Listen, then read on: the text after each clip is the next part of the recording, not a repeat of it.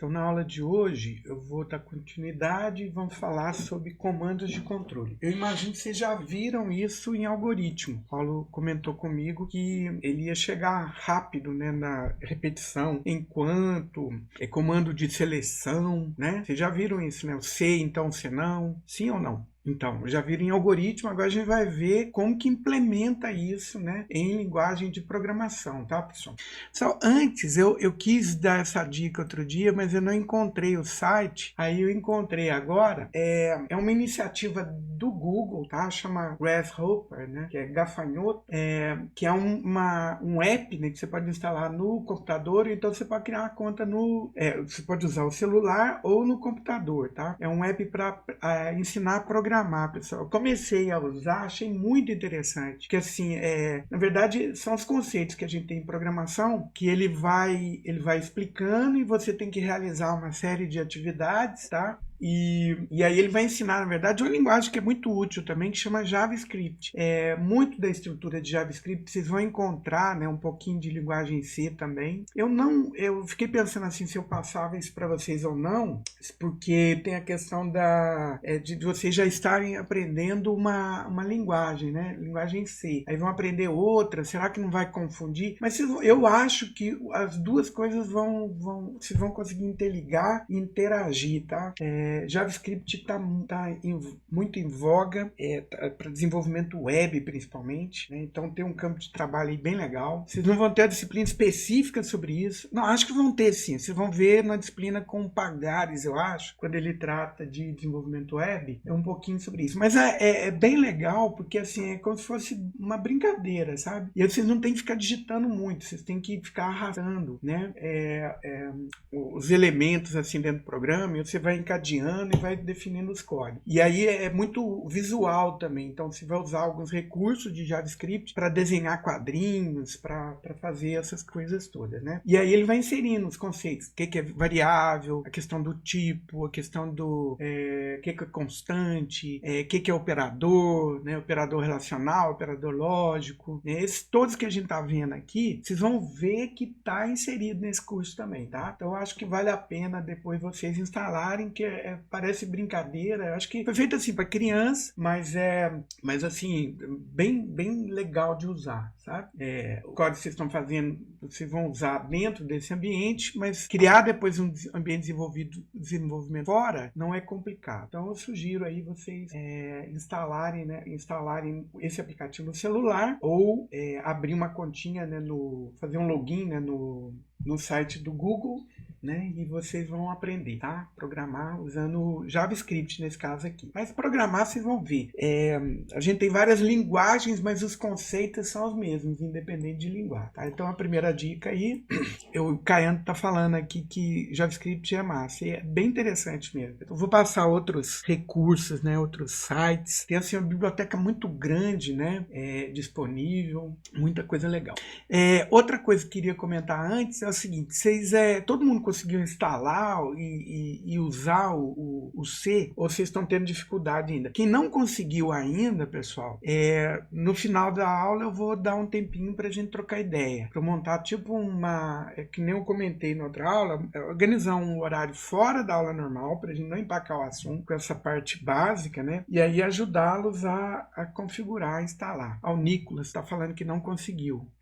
Não conseguiu na máquina virtual o Visual Code, mas está baixando na máquina virtual o Visual Code. Tá, eu quero ver depois. Se vocês quiserem tirar dúvidas específicas, eu vou ajudar. Consegui instalar o VirtualBox, estava tendo dificuldade para ajustar a tela, mas no final consegui. Eu também não, a Maria Eduarda também não conseguiu, o Rian conseguiu no Windows, só consegui com o MingW, aqui tá dando problema, conseguiu o IN e o GCC não é reconhecido. Então tá, se vocês quiserem tirar dúvidas no final, eu vou ajudar, tá, pessoal? Eu bolei até um outro esquema, mas aí eu quero ver se eu gravo uma explicação, que é um esquema usando o Docker, sabe? Eu criei uma maquininha, criei uma imagem, né, que está no Docker Hub, que chama-se gcc.env,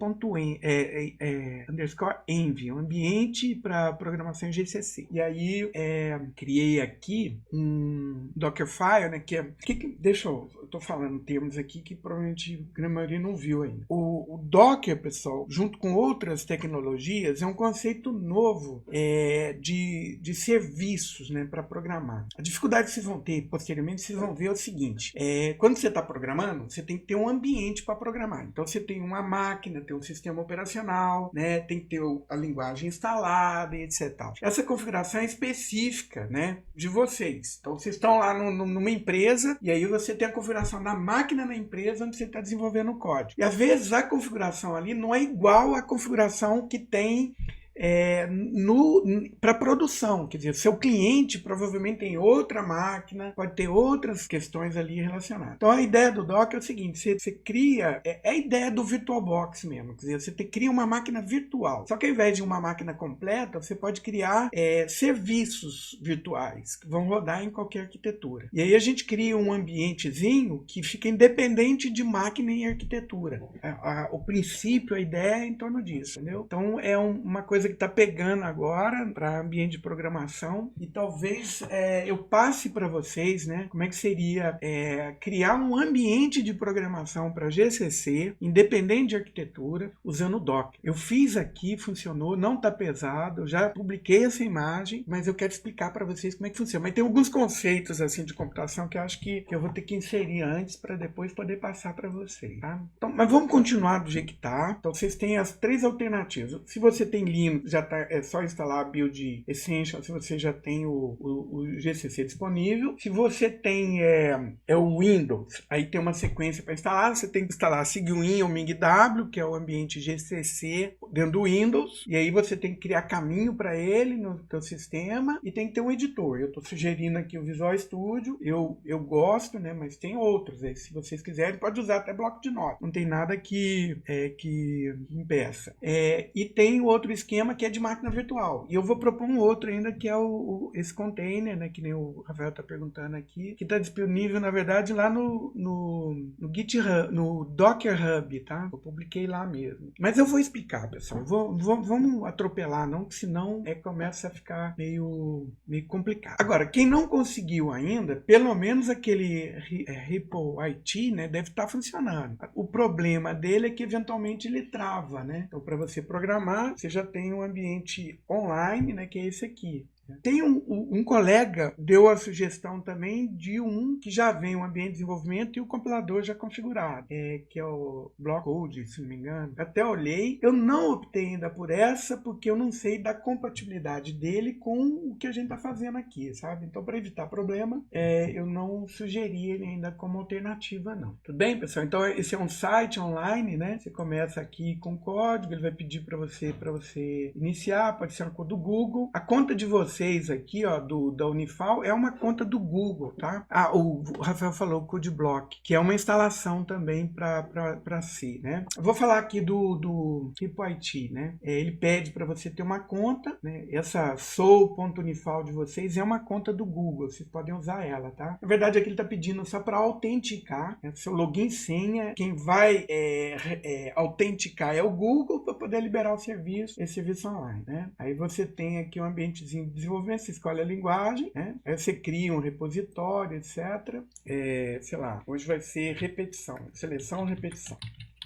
Tá? Aí ele vai criar um ambientezinho parecido com esse aqui do Visual Studio. Ó, você tem aqui lado esquerdo, né, os arquivos que você vai criar. Aqui você tem um shell, onde você vai executar comandos, em linha de comando. E aqui tem o console, onde vai aparecer o resultado da execução do teu programa, né? Então esse é um ambientezinho também para programar. Eu vou fazer uma mescla aqui em um ambiente que eu estou usando, esse daqui do Visual Studio e esse, né, para a gente poder implementar os dois, né? Agora, importantíssimo, independente de o que você está usando para programar, é programar. Vocês não podem ficar satisfeitos só com a minha explicação, não pode acreditar no meu código aqui sem ter experimentado, tá, pessoal? Isso é importante, né? Eu gosto de fazer a seguinte analogia. Vocês conhecem alguém que é um exímio motorista e que aprendeu a pilotar só no banco do passageiro? Nunca antes ele sentou para dirigir, e só assistindo ele já saiu um exímio motorista? Isso não acontece, né? Para você aprender a guiar, você tem que pegar o carro e fazer acontecer. Então a mesma coisa vale para programação. Quer dizer, você só aprende a programar programando, tá? Então vamos lá. Vamos agora no assunto do dia, que é comandos de controle. Vocês vão encontrar com estrutura de controle, estrutura de repetição, estrutura de seleção, comando de desvio, né? Tem vários nomes para esse conjunto de recursos que a gente tem em linguagens de programação, tá? Então vamos lá, minha programação é essa. Eu vou falar basicamente das três classes aqui: comando de seleção, comando de repetição e comando de desvio, né? Qual que é a ideia de cada um deles? O comando, a ideia é a seguinte, ó: um programa, se não tivesse esses comandos de controle, né, repetição, seleção, desvio, ele seria executado, pessoal, na ordem que eu coloquei os comandos no meu programa, né? Então, quer ver? Vou começar aqui com o código já de cara, né? Só para a gente não perder o tempo. Então, vou fazer lá no ambientezinho mesmo, para ficar até mais fácil. Então, esse programa aqui, eu vou pegar ele, que já está aqui, e vou criar alguma coisa aqui, ó. Printf. Então, vou colocar uns puts aqui, ó. Puts 1. Vou colocar primeiro comando, ponto e vírgula, puts, segundo comando, ponto e vírgula, puts, terceiro comando. Tá? Então, quando eu estou executando aqui, se eu compilar e executar, né, então eu posso rodar aqui, ó, como é um único código que eu tenho nessa pasta, então se eu mandar copiar e executar lá, ele compilou e está executando aqui. Então, na tela vai aparecer essas mensagens aqui que eu mandei escrever. Como se estivesse falando assim, ó: escreva, hello world, escreva, primeiro comando, escreva, segundo comando, escreva, terceiro comando, aí por diante. Então, a ordem que eu coloquei ali, ele vai executando, né, um por um. O comando de seleção, pessoal, e eu vou detalhar ele, né? Eu vou colocar assim uma condição para que aquele comando seja executado, tá? Então a ideia é essa daqui, ó. Se x maior que 10, aí sim escreva. O que vai acontecer agora? Tem uma seleção aqui, quer dizer, eu só vou executar se essa condição aqui for verificada. Ou seja, tem um comando que existe uma condição para ele ser executado ou não. Então, por exemplo, x aqui é sim, é maior que 10, não, então o segundo comando não vai ser executado, quer ver? Olha lá, ó. Hello World, primeiro comando, terceiro comando. Por que isso daqui não foi executado? Porque ele não passou por esse teste. Então a gente está condicionando a execução de comandos a partir de testes, tá? Então eu estou mudando a ordem natural, né? Então ele testa. Não é verdade, ele pula para o outro e não faz o que está aqui delimitado por esse comando de seleção. Então a ideia da seleção é isso. Eu vou selecionar o que tem que ser executado do código, o que não vai ser executado do código. Vamos botar um 15 aqui agora, né? A variável é 15, aí ele vê. Se x é maior que 10, 15 é maior que 10? Então escreva isso daqui. Agora vai funcionar. Ele vai escrever 1, 2 e 3. Tá vendo? Primeiro, segundo e terceiro comando. Tudo bem? Pessoal, só um minutinho. Eu vou interromper aqui só um minutinho e já volto, tá? Eu saí aqui só um pouquinho. Meninas, eu interrompi. Tá passando.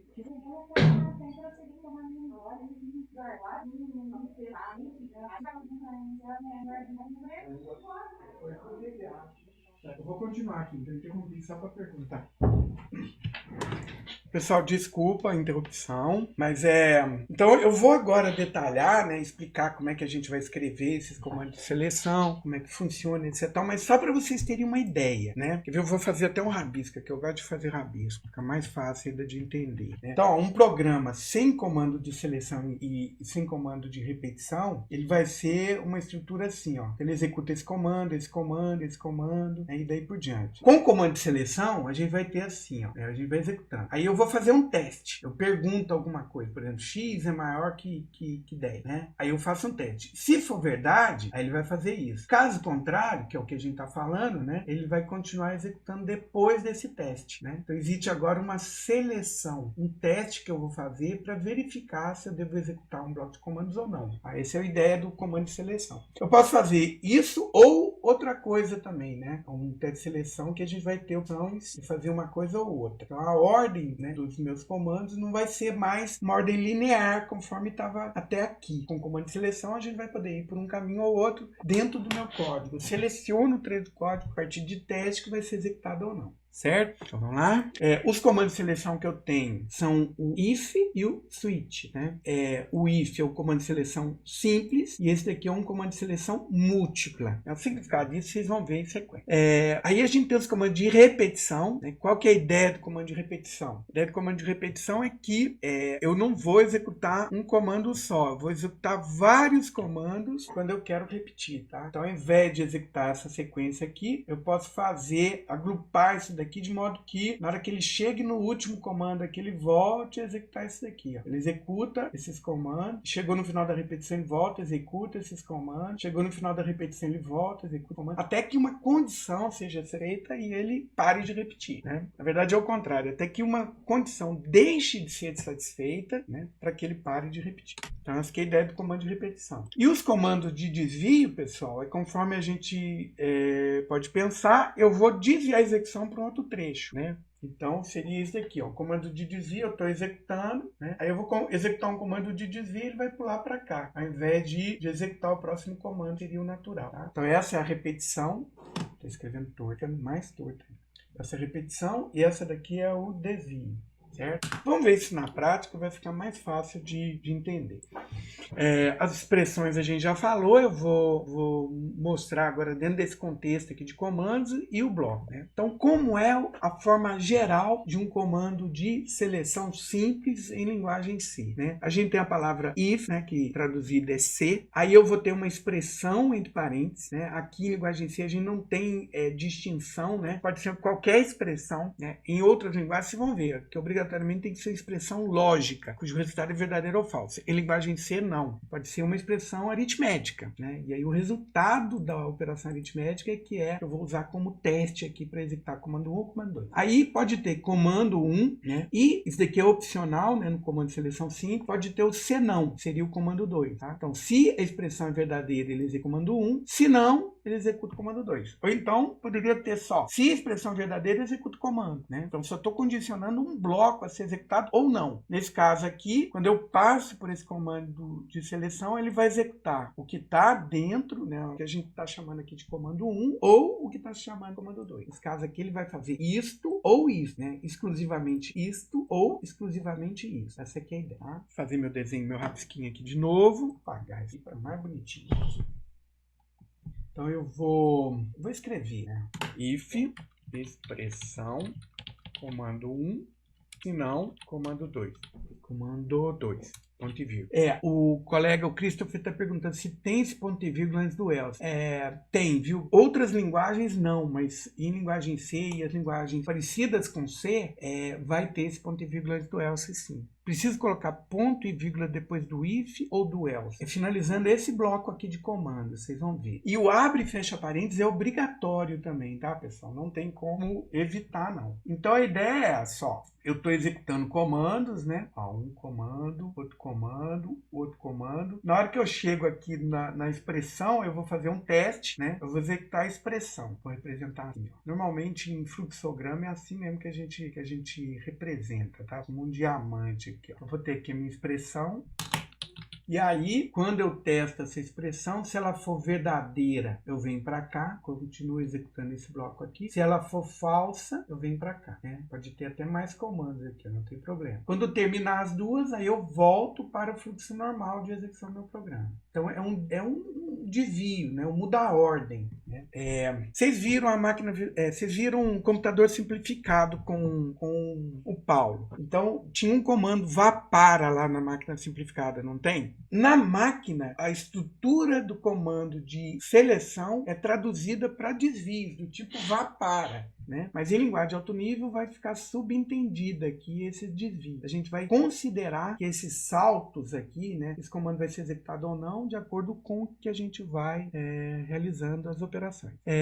As chaves também não são obrigatórias. O Rafael está perguntando, não. Abre e fecha parênteses é obrigatória. Se eu não colocar, o compilador reclama. Tá? Por quê? Porque em linguagem C, ele sabe onde é que a expressão do comando de seleção começou e terminou por causa do abre e fecha parênteses. Então, é obrigatório que ele exista aqui. Vamos fazer um exemplo, acho que vai ficar mais fácil de entender. Ó. Então, o exemplo é esse daqui. Né? Vamos digitá-lo. Vou pegar aqui o próprio ambiente. Né? Deixa eu pegar aqui uma colinha rápida. Eu tenho a minha função main. Aí eu vou fazer, declarar uma variável x valendo 10. Eu vou comparar. Se x é maior que 10, ele vai escrever maior que 10. Se não, vai escrever menor ou igual a 10. Né? Bem parecido com o que a gente fez até aqui. Só vou mudar essa parte aqui para colocar meu comando de seleção. Aqui é 10, né? Inicialização da minha variável. Aí tem abre parênteses, x maior que 10. Aí o comando que eu vou executar, se essa condição for verdadeira, é puts, x é maior que 10, ponto e vírgula. Se não, aí eu vou fazer outro comando. Pode colocar na linha de baixo, para ficar bem claro. Ó. X é menor ou igual a 10, certo? Então, o teste não faz muito sentido assim. O programa é muito curto, né? Para a gente fazer coisas interessantes. Mas já dá para a gente entender, ó. Né? Então, eu estou fazendo aqui. A variável x é uma caixinha na memória, está recebendo o valor 10. Aí logo em seguida eu testo qual que é o valor que está nela. O valor que está em x é maior que 10? Não, é igual a 10. Então, isso daqui não é verdade, é falso, né? Esse teste. Para onde que ele vem? Ele vem para cá. Ó. Então, nessa execução, ele vai escrever o que está embaixo. Tá? Vamos ver se isso funciona. Ah lá, x é menor ou igual a 10. Vamos botar agora 20 aqui. Né? X agora vale 20. Então, criei a variável inteira na memória, cujo nome é x, e já estou definindo o valor inicial dela, que é 20. Em sequência, eu verifico o valor que está nessa caixinha da memória chamada x. É maior que 10? A gente vai olhar. Qual que é o valor que está lá? É 20. 20 é maior que 10? É. Então, o que ele vai escrever? Ele vai fazer isso daqui, ó. Put x é maior que 10 e vai pular para cá em sequência, finalizando o programa. Tá, x é maior que 10 e vai pular para cá. Tá vendo? O que está antes e o que está depois vai executar, independente do teste, né? Eu vou colocar aqui um comando escrito antes e depois.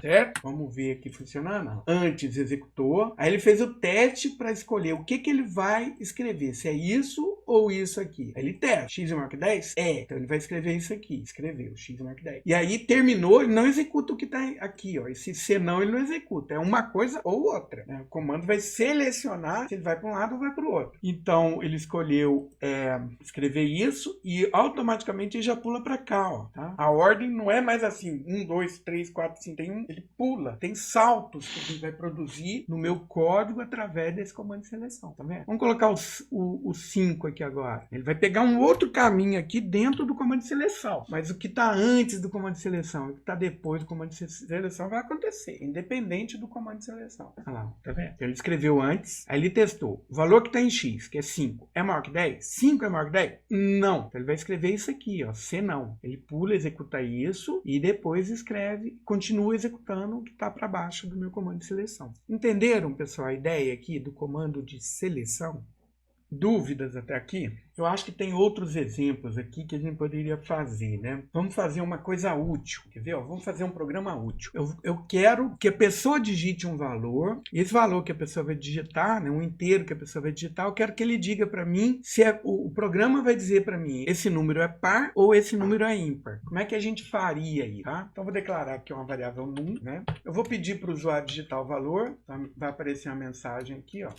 Digite o número, certo? Eu vou ler esse número, né? Como é que eu vou ler? Vou usar o scanf mesmo, né? Então, eu vou ler um número inteiro, né? O %d, o %i, e aí para fazer a leitura eu tenho que passar o endereço da variável, onde essa função vai ler e guardar o valor, né? Que funciona no scanf. Então, li o número, agora eu quero testar para ver se o número é positivo, é par ou é ímpar. Como é que eu sei se o número é par, pessoal? Como é que eu descubro se o número é par ou não? Vocês têm uma ideia aí? Se é divisível por 2, né? E a gente tem uma operação matemática para isso, ó, que é o resto da divisão por 2. Se o resto da divisão por 2 for igual a 0, né? O número que eu li, se o resto da divisão desse número por 2 for igual a 0, ele é par, né? Então eu vou escrever aqui, ó, só que ao invés de usar printf, vou usar o put, vou usar o printf para aparecer uma mensagem assim bonitinha. Então, %d, o número é par. Que eu estou usando aquele formato de escrita, né? Então, no lugar desse %d, ele vai escrever o valor que eu digitei. E aí vai montar essa frase. O número que eu digitei é par. Caso contrário, aí ele vai escrever que é ímpar, né? Se não é divisível por 0, por 2, né? Ele é ímpar. Só vou colocar aqui um /n no final, para que isso daqui, para que o fim do programa não fique colado com o último texto que eu escrevi. Para que ele escreva esse texto aqui, né, contando um texto com o número que eu digitei e é par ou é ímpar, e depois escreva a palavra fim do programa, tá? Depois eu testo sem, eu vou fazer assim, depois eu vou apagar só para vocês verem. Não, vou fazer diferente, ó. Não vou colocar esse /n, vocês verem a utilidade dele aqui, ó, né? E depois eu vou colocar o /n no final desse string de controle aqui do comando escrita, esse formato aqui do meu comando escrita, para vocês verem a utilidade dele. Então vamos lá. Então qual que é a ordem dos comandos que o meu programa vai executar? Ele vai escrever na tela, digite um número, né? Aí ele vai... Quer ver? Vamos simular isso aqui, ó. Vamos simular a execução desse programa. Ó, então, eu vou pensar aqui vamos pensar aqui, né, as variáveis. Eu vou declarar aqui, vai ter uma variável que é a variável num, né? E eu vou desenhar aqui minha tela também, tá? Vamos imaginar a tela aqui do computador, né? Console. Então vamos lá. E aqui minha variável num, né? Então vamos executar passo a passo aqui para ver. Ó. Então quando inicia meu programa, ele vai criar essa variável num. Criou essa variável aqui, ó, num. Próximo comando é o que? Escreva na tela, digite um número. Então, vai aparecer aqui, ó, na tela. Um número. O puts, pessoal, depois que ele escreve, ele já pula para outra linha, tá? Então, o cursor vai estar aqui, ó, né? Em sequência. Aí, em sequência, o que ele vai fazer? Ele vai ler. Como é que é a leitura? A leitura ele interrompe a execução do programa e fica esperando que o usuário entre com determinado valor. Então, eu vou entrar com um valor, por exemplo, 11. Vou digitar aqui, ó, 11, e vou apertar a tecla Enter. Tá? Então, quando eu aperto a tecla Enter aqui, ó, ele vai agora pegar o valor que eu digitei e vai guardar nesse endereço aqui de memória. Ou seja, na minha variável aqui vai estar o valor 12 que eu acabei de digitar, certo? É isso que é o comando de leitura, né, que a gente já viu. Então, já executei a leitura. Agora ele vai fazer o comando de seleção. O comando de seleção, o que ele vai fazer? Ele vai fazer esse teste aqui. Número, resto da divisão por 2 igual a 0. Então, ele resolve isso, tá? Então, ele vai pegar 12, resto da divisão por 2. 12 dividido por 2 dá 6 e resto 0. Né? Esse é o resto da divisão. Aí ele está comparando. 0 é igual a 0? Né? Então, nesse caso, ele vai escrever na tela logo em seguida, ó, no lugar desse %d, o valor de número. Então, ele vai escrever 11. Tá, só que não é 12 que eu digitei, né, pessoal? Foi 11. Olha que rolo que eu fiz. Vou fazer do jeito mais simples aqui, ó. Vou supor que eu tenha digitado... eu digitei foi 12, não 11. Bem, senão eu vou ter que mudar aqui um monte de lugar. Foi que eu digitei 12. Digitei 12 e Enter. A minha variável sumiu 12. Aí eu fiz a continha. 12 resto da divisão por 2. É 0. É igual a 0? É. Verdade. Aí ele vai escrever esse texto. Ou seja, eu vou escrever na tela. 12 é par. Certo? Ele não vai saltar a linha e vai escrever e já vai pular para cá. Então, ele vai executar isso, não vai executar isso daqui não acontece, e já vai pular para cá. Ou seja, vai escrever em sequência aqui, ó, fim do programa. Vamos ver isso acontecendo? Pessoal, isso daqui que a gente está fazendo, de olhar o programa, executar passo a passo, né? Tentar acompanhar, a gente chama de teste de mesa, né? Ou então acompanhamento. São os nomes que a gente dá para esse acompanhamento que a gente faz, tá? Aqui eu estou fazendo a linguagem. Normalmente a gente testa a lógica do programa fazendo esse acompanhamento, imaginando o computador executando passo a passo que a gente fazer, né? Existe ferramenta para a gente fazer isso no ambiente, tá? Chamado debug, né? Inclusive, você já deve ter ouvido o termo bugado, né? Daí veio desse...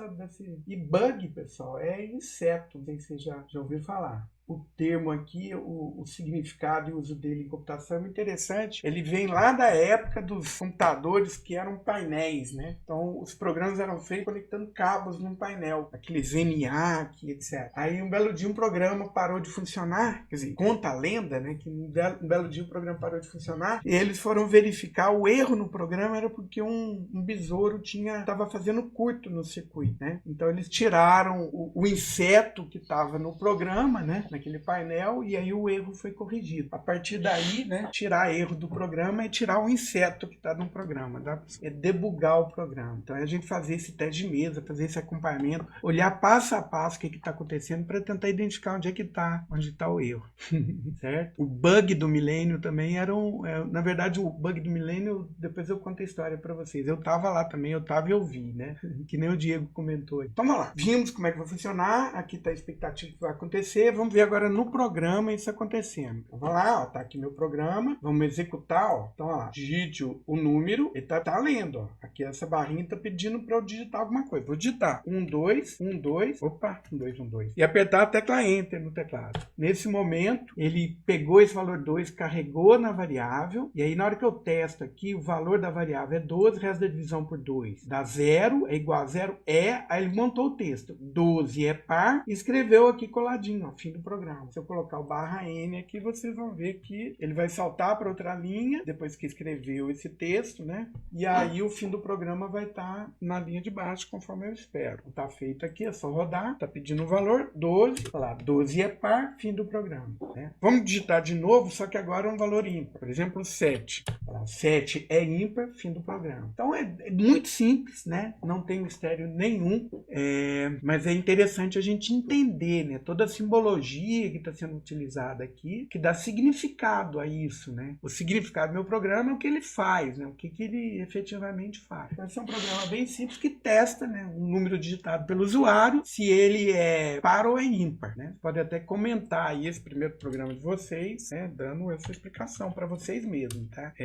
Este programa testa se o número digitado pelo usuário é par ou ímpar, certo? Eu lembro daquela história do comentário, né? É um texto que a gente inclui no código-fonte que não é compilado com alguma explicação, né? Isso aqui a gente chama de documentação interna, tá, pessoal? Isso aqui muitas vezes é mais útil do que um documento extra, à parte, né? Explicando tudo isso que a gente fez. Normalmente a gente põe aqui um delimitador, né? Para ficar bem claro, né? Para destacar aqui, né? Isso. Fica bem claro. Então, na hora que você, ao invés de ficar você tentando entender essa lógica aqui, às vezes você lê aqui a explicação e fala, eu já lembrei o que esse programa faz, né? Então, tá aqui dentro do ambiente, deu certinho, todo mundo conseguiu fazer aí. Todo mundo conseguiu, pessoal? Quem está tentando, né? Sim, então beleza. Vamos dar continuidade aqui agora. Ó, então, todo mundo gosta de um joguinho, né? Vamos implementar nosso primeiro jogo agora. Só que tem algumas coisas a mais aqui, ó. Na verdade, ao invés de ser um valor digitado, eu vou gerar um número, tá? Brincadeira agora é essa. E aí tem umas novidades aqui, né? Tem essa biblioteca aqui, time, tem essa biblioteca aqui, tem essa função srand e tem essa função rand, tá? É de random, de aleatório, né? Essas são funções, essa parte aqui é para, ao invés do usuário digitar, o computador vai sortear um número, aleatoriamente. Na verdade é pseudo-aleatório. Ele faz um monte de continha aqui a partir do clock, né, do reloginho do computador para gerar um número aleatório. Sortear um número qualquer, tá? Oi?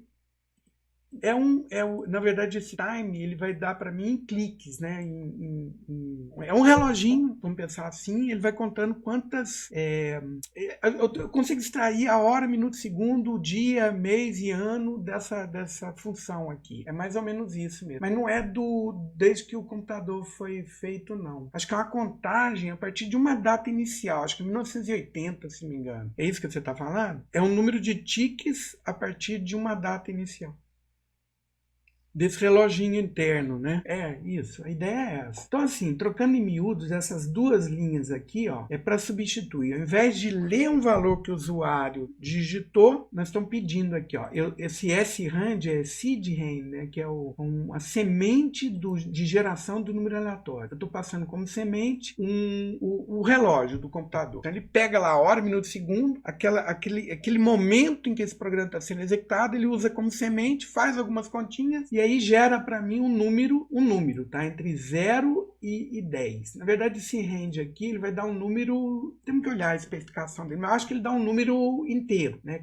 Até 4 bilhões. Aí eu trago esse resultado entre 0 e 9, tá? Pegando o resto desse número que foi gerado aleatório. Um valor entre 0 resto da divisão por 10, então o resultado vai ser entre 0 e 9. Então essas duas linhas aqui é para que o computador sorteie aleatoriamente um número, né? Entre 0 e 9. Então esse é o número que ele sorteou, ele vai estar guardado em número. Aí eu peço para o usuário digitar. O valor que o usuário vai digitar, pessoal, vai ser um palpite. Aí eu vou comparar o que o usuário digitou com o número que o computador sorteou. Se deu certo, ele vai escrever acertou, né? Se não, ele vai escrever errou. O número era e o valor do número, tá? Vamos implementar isso e vamos ver. É um joguinho agora. Um joguinho de sorteio, né? Pensa o número e aí ele vai dar um número para vocês. Então a lógica aqui é basicamente a mesma, tem que incluir duas bibliotecas aqui, né? Ó.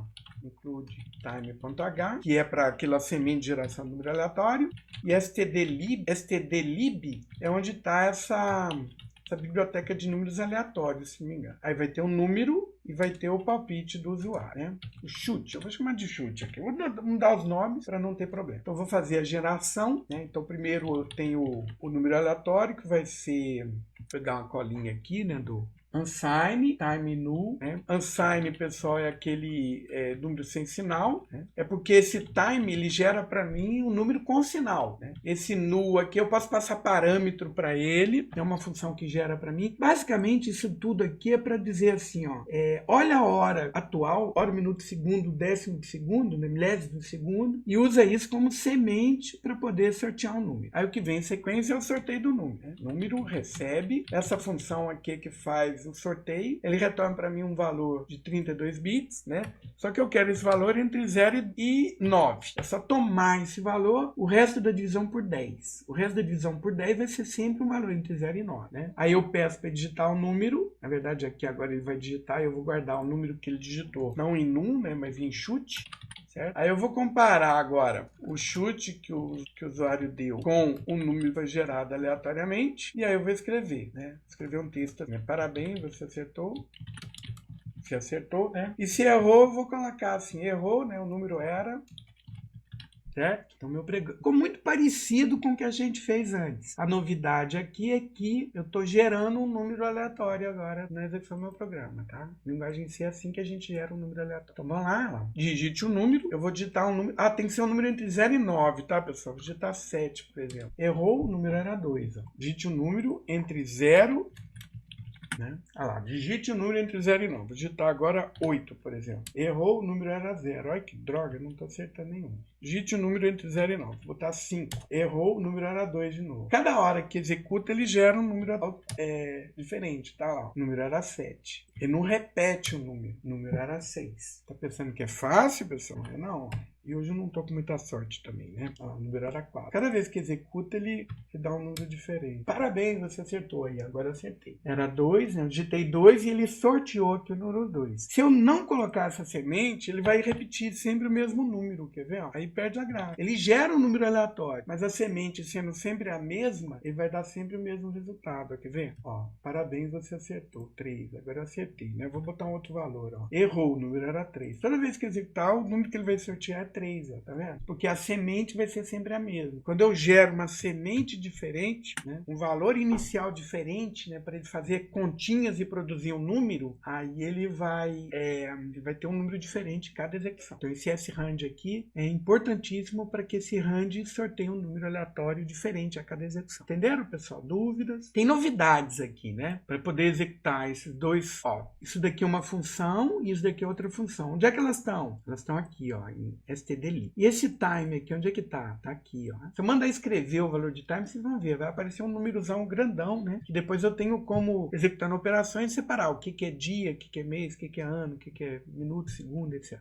O Caian tá perguntando. Se eu deixar só o rand aqui, ó, se eu comentar essa linha aqui, executar, vocês viram. Ele sempre está sorteando o valor 3. O número que ele vai gerar é sempre o mesmo. A semente é a mesma, ele vai gerar sempre o mesmo número. Isso daqui é para cada vez que eu executo, ele inicia a semente de geração de números aleatórios é outra, né? Porque o segundo, o milésimo de segundo é outro em cada execução. Aí ele vai produzir um número diferente cada vez que executa. Entenderam, pessoal? Tem novidade aqui, mas tem coisa que vocês já viram. Ó. Leitura, escrita. O teste a gente acabou de discutir também, né? Como é que funciona. Chute é o valor que a pessoa vai digitar. Então, ele digita e eu guardo aqui em chute. Num é o valor que é gerado aleatoriamente pelo computador, quando ele está executando. Aí eu comparo. Se o valor que eu digitei foi igual ao valor que o computador gerou, aí ele dá a mensagem. Parabéns, você acertou. Caso contrário, ele diz que eu errei e diz para mim qual que era o número que ele tinha pensado, né? E aí escreve fim do programa no final. Aí é um pequeno joguinho, né? Usando as coisas que a gente fez aqui, né? Esse programa implementa, né, um jogo de adivinhação. Mudei o nome aqui. O que o %10 na linha 3 faz? Então, ó, o rand sozinho é um número grandão. Quer ver? Eu vou tirar aqui, ó. Então eu vou guardar em rand direto, certo? Tá pedindo aqui um valor 2. Olha lá, ó, é um número gigante, tá vendo? É um número de 32 bits, número inteiro. Quando eu pego o resto da divisão por 10, né, o que vai acontecer? O número é grandão, mas quando eu pego o resto da divisão por 10, o resto da divisão por 10 vai ser o 0, 1, 2 ou 3 até o 9 no máximo. Então eu restringo a resposta desse número grandão que ele gerou aleatoriamente para um valor entre 0 e 9. Entendeu, Pedro? Então eu estou dizendo assim, ó, o número é grandão, mas aí eu peguei só o resto da divisão por 10, vai ser um valor entre 0 e 9. Aqui, ó, deixa eu fazer um desenho, eu gosto de rabiscar para mais claro. Então a ideia é a seguinte, ó, por exemplo, o valor é 1000, vamos pensar que ele gerou 1023. Se eu pegar o resto da divisão por 10, vai dar o quê? 10 dividido por 10 vai dar 1, né? 2 vai dar 0, 23 vai dar 2. Quanto é que vai dar de resto aqui, ó? 3, né? Então era 1023 no número que pensou, só que o resto da divisão por 10 vai dar 3. Quer dizer, qualquer valor que eu dividir por 10 e tomar o resto aqui vai ser um valor entre 0 e 9. Concorda comigo? Se for divisível por 10 vai ser 0. Qual o outro resto possível? 1, 2, 3, 4, 5, 6, 7, 8 e 9. Então, quando eu faço x recebe rand, esse daqui é um valor de 32 bits, um valor grandão. Resto da divisão por 10, então em x, ao final da execução desse comando vai ser, x vai conter um valor inteiro entre 0 e 9. É assim que vai funcionar. Então vamos lá. Vamos ter explicado aqui o que é resto da divisão por 10. Né? Para que o valor fique entre 0 e 9. Senão fica um número grandão. Então fizemos aqui um joguinho. Vamos continuar, né? Fizemos comando de seleção. Como é que é o comando agora de seleção múltipla? Ah, tá.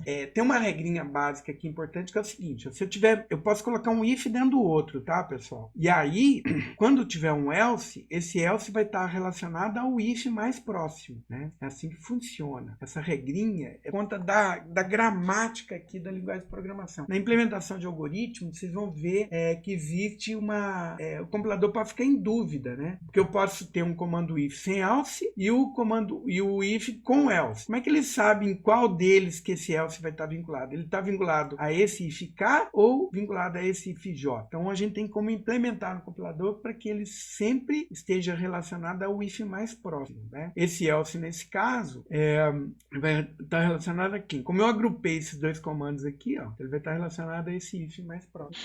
Tá? Vamos fazer um outro programa aqui com ifs alinhados, com um comando if dentro do outro, só para vocês verem que legal. Vou fazer um outro programa agora, em que eu vou ler 3 valores, né? Só estou fazendo todos no mesmo código. Seria interessante fazer códigos separados, tá? Eu vou fazer agora no ambientezinho aqui, que é a mesma coisa, ó, só para a gente não perder, né? Vou fazer assim, maior.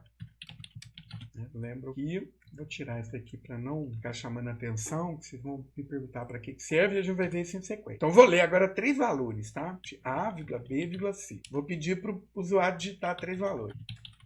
Certo? Como eu fiz um printf aqui, não tem barra N, ele vai ler tudo na mesma linha. Eu vou ler esses 3 valores para as variáveis A, B e C, respectivamente, né? Então, eu vou ler 3 valores inteiros. Em que lugar que eu vou guardar esse valor? Na variável A, na variável B e na variável C. Depois de digitado, agora eu vou fazer um teste. Ó. Se o A for maior que B e o A for maior que C, então o A é o maior de todos, não é isso? Então, eu vou falar que o %D é maior. Se não, aí tem um else aqui, ó. Eu vou testar. Se o B for maior que o C, eu vou escrever o B que é maior. Caso contrário, aí vai ser o último if aqui, ó. Parece que o texto é o mesmo, não concordo, mas o que eu estou mandando escrever, né, no lugar de cada uma das repetições é diferente, né? Então aqui ele organizou desse jeito, ó. São 3, tem um if e nesse else aqui um outro if, tá vendo? Posso até colocar a chavezinha aqui para ficar bem mais claro, ó, graficamente inclusive, ó. A gente consegue ver, ó. Então tem um if aqui, ele vai testar. Se isso for verdade, ele escreve isso e pronto, finaliza o programa. Deixa eu colocar um fim do programa aqui para a gente ficar bem claro, né, para onde ele salta quando o programa termina, pessoal, tá? Então vamos lá, ó. Então vamos ver a ordem aqui, ó. Ele criou 3 lugares na memória, A, B e C, escreveu na tela, digite 3 números inteiros, aí lê valor, né?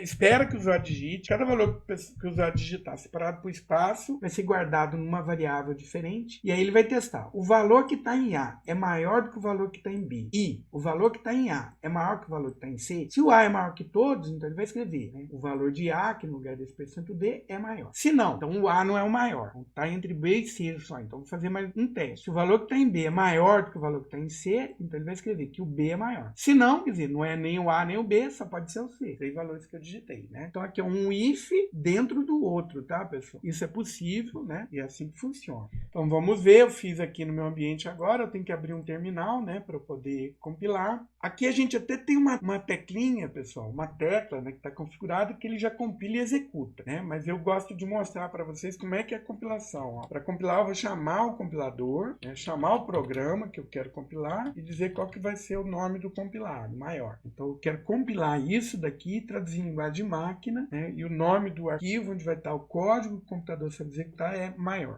Pronto. Agora, para executar, /maior, digite 3 números. Então, vou digitar 12, 3 e 8, né? Na hora que eu apertar Enter, o que vai acontecer? O primeiro valor que eu digitei vai ser guardado no endereço da variável A, na memória onde está a variável A. O segundo valor que eu digitei vai ser guardado na variável B. E o terceiro valor que eu digitei vai ser guardado na variável C, né? Estou preenchendo as variáveis com os valores que o usuário do programa está digitando, né? Aí, depois que essas variáveis estão preenchidas, eu vou testar o valor que está dentro delas, né? Eu vou olhar 12, que é o valor que está em A, é maior do que 3, que é o valor que está em C? B, sim. E 12 é maior do que o valor que está em C, que é 8? 12 é maior que 8? Sim, também. Aí ele entrou aqui, ó, escreveu o valor de A, que é 12, é maior, e salta para outra linha. E pula para cá direto, certo? Vamos executar de novo, só que olhando agora outro caminho o programa vai executar.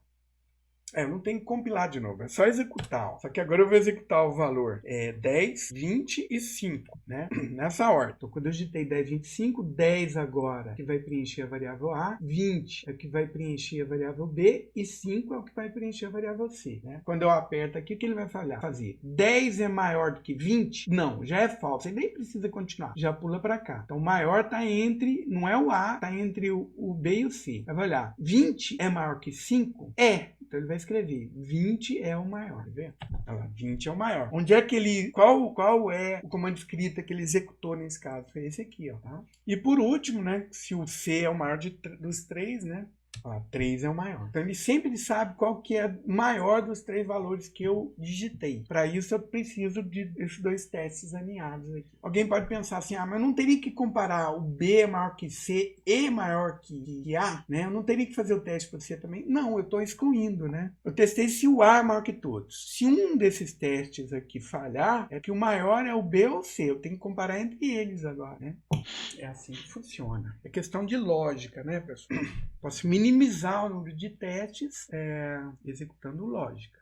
Tem até um problema de lógica bem interessante, né? Que é o seguinte, ó, você tem 8 moedas e você tem que descobrir qual que é a mais leve usando a balança 2 vezes. Uma balança de prata, né? Então, a balança aqui seria meu teste. Vocês sabem resolver isso? 8 moedas, eu quero descobrir qual que é a mais leve usando uma balança de prato 2 vezes só, né? Eu vou passar aqui a solução. Não, vou deixar vocês pensarem, tá? É um problema de lógica. Então, a balança seria o teste, né, que a gente consegue minimizar executando lógica, né, usando lógica. Dúvida até aqui, pessoal? Se não tem dúvida, prossigamos. Aqui eu fiz, vocês poderiam fazer no ambiente também, tem que dar o mesmo resultado, né? Uma sugestão que eu dou aqui é o seguinte, cada programa que vocês fizerem, cria um código diferente, tá?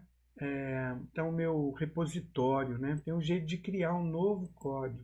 Ele cria numa pasta diferente, tá vendo? Mas seria... você pode criar pasta, criar aplicação, né? Não sei exatamente o que eu fiz aqui. Cada pasta você vai ter os programas que você quer executar separado. Oi? Sim, pode falar. Quem tá falando? Oi, mano. Pode. Espera aí só um minutinho, pessoal. Eu vou ver aqui agora Tá, peraí, só que eu não tô vendo. Só um minutinho. Eu fiz uma configuração aqui, tá projetando a minha tela mesmo. Ah, tá. Tô vendo agora. Ah, beleza. Brigadão. É isso aí. Tá. Uma sugestão que eu dou é fazer essa compilação em linha de comando mesmo. Eu vou ver depois nesse repartir como é que funciona. Opa, fiz errado. Mas uma sugestão, ao invés de clicar aqui, você... quer ver? Você pode parar de compartilhar agora que eu vou mostrar aqui. Nada, quer ver? Eu entendi qual que é o problema, né? Peraí, só um minuto. Eu vou agora mostrar aqui Oh, meu Deus, claro que eu embolo. Então, por exemplo, eu vou lá no seleção, né? Ele tá aberto aqui. Eu entendi, você fez o lance da pasta, né? Criar a pastinha. Legal. E aí põe aqui dentro, tá? Pus aqui dentro. Tá, ele já chama main. Na hora que você manda executar, ele não tá funcionando. Ele não encontrou o main. Por quê? É porque eu acho que ele tá procurando o main aqui, ó. Na raiz desse repositório, tá? Então, uma sugestão, ao invés de fazer compilação usando o botãozinho ali, é o seguinte, abrir um shell, né? Aí, olha, você tem ali, ó, o main, que é o executável, deve ser uma execução antiga, e a pasta seleção que eu criei. Você tem que entrar na pasta seleção e aí compilar. Mas aí tem que compilar em linha de comando. Aí, agora ele compilou. Aí eu consegui executar como se fosse o terminal ali no meu ambiente, tá vendo? No Visual Studio. Como você criou a pasta, né? Eu acho que essa compilação aqui, ele funciona na raiz. A ideia aqui é que você tenha, assim, um projeto diferente em cada um desses repositórios. Aí, esse projeto, ele vai ter que ter no máximo um arquivo que tenha a função main. Então, aí você pode ter vários arquivos que têm rotinas separadas e agrupadas vão produzir um único executável. E aí você pode separar essas rotinas em pastas diferentes. Acho que essa que é a filosofia aqui dentro desse ambiente. Você tem que entrar na pasta onde está o programa que você quer compilar, e aí tem que compilar em linha de comando. Aí você não vai poder usar esse botão, que esse botão aqui é para quando você tem um projeto só em cada repositório aqui do repo.it. Então vamos lá. Eu tô tentando aqui, pessoal, variar, né? Até porque se a gente tivesse num laboratório, todos estariam experimentando a mesma configuração, porque aí eu tenho como padronizar, né? Agora não é a situação que a gente está vivenciando. Quer dizer, imagina que cada um tem o seu recurso diferente. E aí pode ser que não dê para funcionar assim, tá? Ó, tem até no material que eu deixei disponível, tem até um recurso para celular, tá, pessoal? Dá para programar no celular também. Aqui, ó, configuração do ambiente para programação. Aí tem a explicação que eu falo, né? A gente está usando esse online, mas tem dois apps, né? Que chama Coding C Mobile C, que vocês podem instalar e é um app para smartphone para você programar. A dificuldade que vai ter é o teclado, né?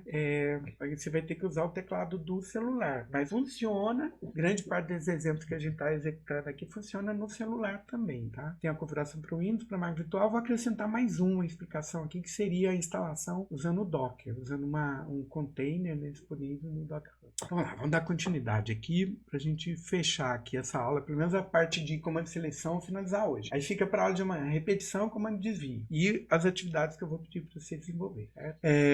Existe uma simplificação, tá, pessoal? Então, o if, então, senão, quando é para atribuição, eu tenho como simplificar usando o que a gente chama de o if ternário, né? Um comando de seleção ternária, tá? Então a gente vai escrever assim, a condição, interrogação, uma expressão, se não, outra expressão. Não pode ser comando escrita aqui não vai funcionar. Quando for um if para comando escrita, não funciona. Mas quando for um if assim, para atribuição, eu consigo simplificar dessa forma, tá? Vamos digitar isso daqui, vai ficar mais fácil de entender. Então eu gostei da ideia ali da gente ter várias pastas, né? Uma para cada projeto diferente. Tá, aqui eu estou fazendo uma pasta dentro da outra, ó. Então eu tenho que minimizar ela aqui para eu criar outra pasta. Ele vai criar, não, está criando uma dentro da outra ainda. Tá, eu vou criar um arquivo dentro dessa pasta aqui, vai chamar ternário.c, né? E aqui vamos criar o programa. E aí eu vou ter aqui minhas variáveis x e y. Deixa eu pegar a colinha aqui. X recebe 10 e depois eu faço o teste. Ó, o x eu já estou declarando e já estou iniciando com um valor. O valor de y que vai ser agora esse ternário aqui, né? Y, aí a ideia é essa daqui, ó. Y eu vou fazer o teste. X é maior que 9, né? Se sim, aí a variável y vai receber 100. Se não, a variável y vai receber 200. Depois eu mando escrever o valor de y. Certo? Então tá aqui, eu estou aqui na minha pastinha, pode ver que já tem esse arquivo ternário.c, eu vou compilá-lo, gcc ternário.c -o ternário. Ó, vou aumentar um pouquinho aqui, tá, pessoal? É mais fácil de ver, né? Agora eu vou executar, ó, /ternário. Aperto Enter, aí ele já vai executar e dar um resultado para mim, né? O que que ele fez aqui, ó? Ele guardou na variável y o valor 100. É como se eu tivesse isso daqui, pessoal, substituir esse comando, ó, né? Se x é maior que 9, então y recebe 100. Se não, y recebe 200. É esse comando aqui, ó, que eu tô simplificando com o comando ternário. Essa aqui é a ideia, tá? Vocês têm como transformar em... Não, em comentário não tem jeito. Teria que fazer assim, né? Asterisco. Tá? Então, isso daqui substitui esse teste aqui. Agora, funciona quando é atribuição. Se fosse uma escrita, se x é maior que 9, escreva, já não funciona, né? Aqui só faz sentido porque eu vou usar ele no lado direito de uma atribuição. É como se fosse uma expressão, só que simplifica, né? Simplifica algumas construções na hora que a gente está executando um comando de seleção. Quando eu quero comando de seleção numa linha, alguns testes simples, o if ternário é suficiente, tá? Experimentem isso. E agora o comando de seleção múltipla para a gente fechar, né? O comando de seleção múltipla, ou switch, né? Ele vai ter expressão em parênteses também, e aí eu vou ter para cada possível valor da expressão um caso, né? Então o resultado da expressão aqui pode ser caso 0, uma coisa, caso 1, outra coisa, caso 2, outra coisa, e daí por diante, né? Então ao invés de fazer isso, o que eu consigo com esse comando de seleção múltipla? Evitar ter muitos ifs aninhados. Então uma mesma estrutura, se eu vou testar o resultado de uma expressão para vários valores seguidos, então eu posso fazer isso com comando de seleção múltipla. Um exemplo vai ficar mais fácil da gente entender, né? Então aqui eu estou pedindo para o usuário digitar um caractere, e o caractere que ele digita, se for 1, 2 ou 3, ele vai escrever o texto correspondente, né? Vamos fazer isso. Criar um outro arquivo aqui chamado múltipla, né?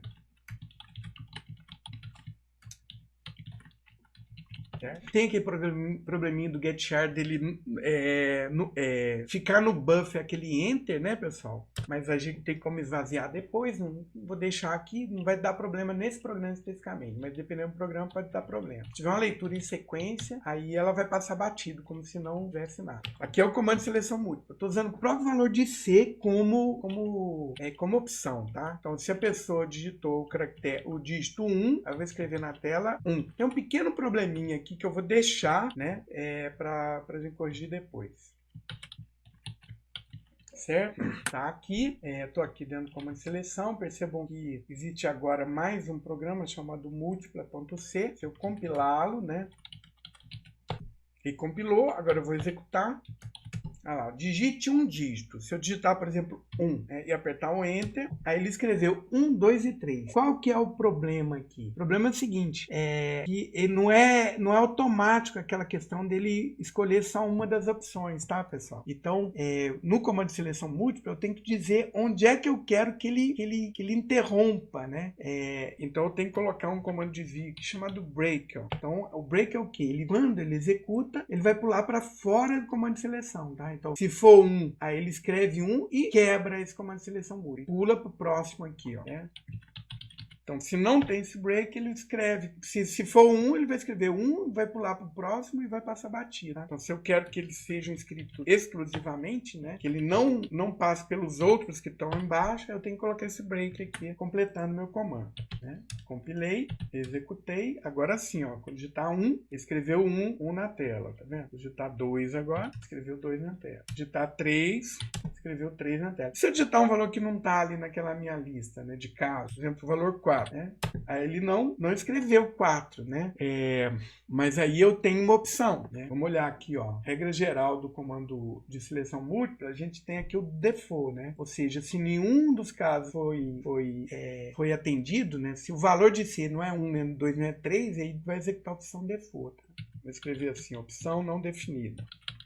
Certo? Então, quando não, se não é 1, não é 2, não é 3, né? Ele vai pular para essa aqui. Seria o senão de todos, vamos pensar, né? Vamos compilar, vamos executar, lá, tá digitando um dígito, beleza, escreveu. Agora vamos digitar um que não existe, por exemplo, 6. Olha lá, opção não definida, tá vendo? Então, quando nenhum desses casos aqui, quando o C não é 1, não é 2, não é 3, aí ele vai executar a opção default, que é a opção não definida. Então, tem vários caminhos aqui, né? Então, a seleção agora é múltipla. Pessoal, funciona para tipos básicos. básicos, tá? Então funciona para inteiro, para caractere, para float, né? Só que não funciona, por exemplo, para literal, tá? Por quê? Porque literal não é um tipo pré-definido. Aí para literal nós vamos ter que fazer através de ifs alinhados, né? Não fosse como uma seleção múltipla, eu teria que fazer essa seleção assim, ó. Se C é igual a 1, então puts 1.